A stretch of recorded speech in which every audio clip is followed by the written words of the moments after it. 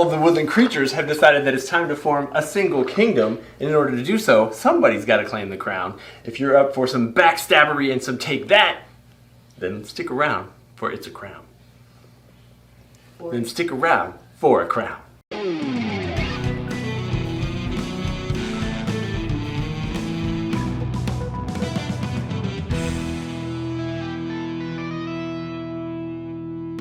Hey gang, thanks for joining us at Tantrum Mouse Studio 3. I'm Will Meadows. And I'm Sara Meadows, and today we're reviewing the game For a Crown from Repos Productions.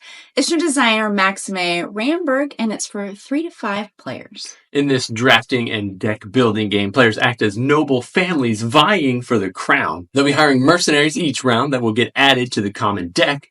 Their hope is to gain influence, avoid being attacked by bandits, and ultimately walk away with the most rubies at the end of the game. On their turn, players can hire one mercenary from the town square. They will place it inside of their colored sleeve and add it to the central deck. Once everyone has had a chance to add a card to the pool, an event card will be added, and then everything will be shuffled and revealed. Now for that first round of the game, players will actually be adding 2 cards and 2 events. And then each round after that, the market will change a little bit. We're going to unlock new cards for purchase. And the nail biter part of this game is when we reveal all the cards that have been put into that common deck. Now, players will activate the card if the next one revealed has their sleeve on it, so the ones that they have purchased in the market. And those cards have things like gain coins or gain rubies or cause somebody else to lose a ruby. But when you buy those cards, the strategic part is making sure that you buy ones that are going to help with your strategy. Right. So at the end of the game, we are trying to have the most rubies in our secret little chest, and we're going to be spending those coins to buy cards. We can also equivalently trade rubies for coins. However, you don't get points at the end of the game for coins. You just get it for rubies. So you are trying to have the most rubies. So you want to spend those sparingly. However, those cards are expensive. And so you've got to kind of consider the cost. I'm going to get to play this card for 3 more rounds because all the cards that go into that central deck are going to stay in that central deck.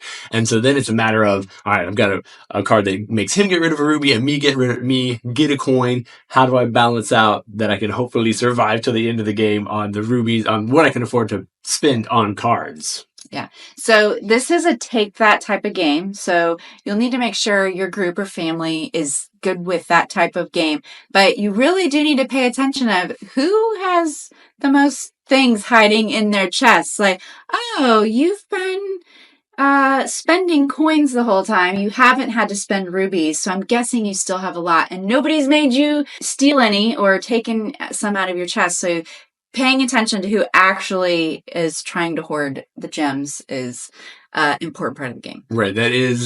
This game has the potential to be really mean. Actually, I was surprised when we played it with our family that everybody was pretty balanced. Like, we didn't all go after one person. You definitely could. But in this game, in the most recent one that we just played, everybody was surprisingly like, oh, I think she has the most to get rid of hers. Now, wait, we took some of hers and get rid of his. And so we were trying to keep it really even. And instead, like, this is the type of game where you could be brutal to somebody, but we were all like just trying to keep it balanced so that we had a chance to win. One of the things that you can also do in the game is everybody has a family heirloom that they start off the game with. Those are worth 10 rubies. Ideally, you want to make it to the end of the game with those, but you can sell that heirloom at any point in the game to take additional rubies so that you can spend them. We played at higher player counts, so we've always kind of run out of those heirlooms. We've had to sell them to get the rubies. Maybe in a smaller player count, you could afford to buy things and not lose it. I don't know. That'd be interesting to see.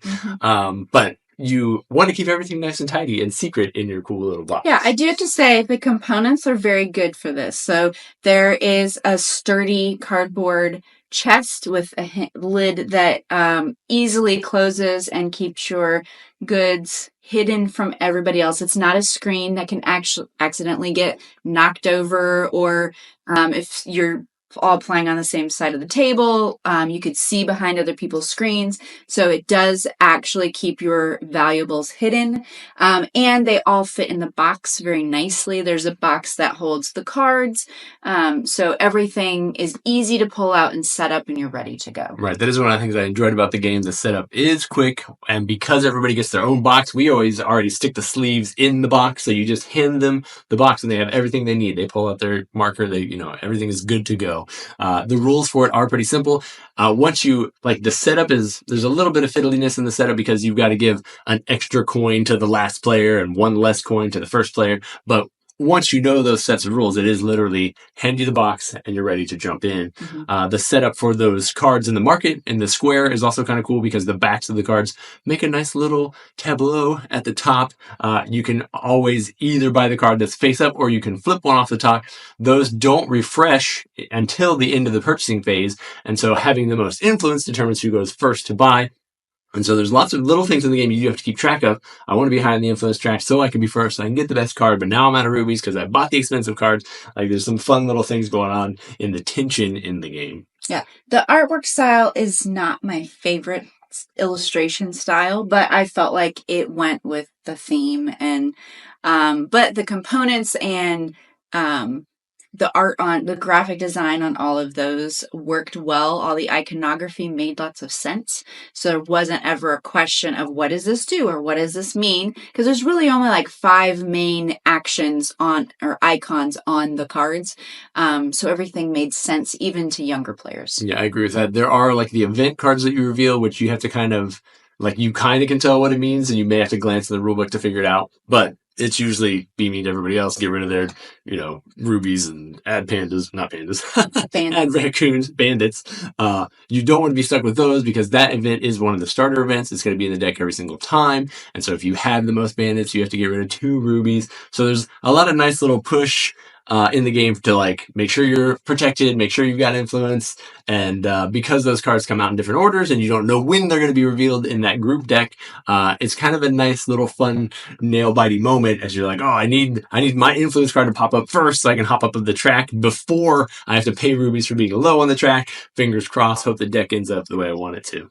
Or you can just have fun. Right. One thing in the game is that there is player elimination, so if you run out of rubies, you're out of the game. However, that does also trigger the end of the game, so as soon as somebody's out, that's when everybody's going to start counting rubies and see who won. When you get down to those last couple, and you're like, oh man, I just need to make it a couple more rounds, that can be fun, it can be stressful. If you don't enjoy mean games, this is probably not the one you're looking for. However, if you do enjoy mean games where you can have a lot of fun, push your luck, push other people, then you should definitely check out 4 Crown from Repos Productions.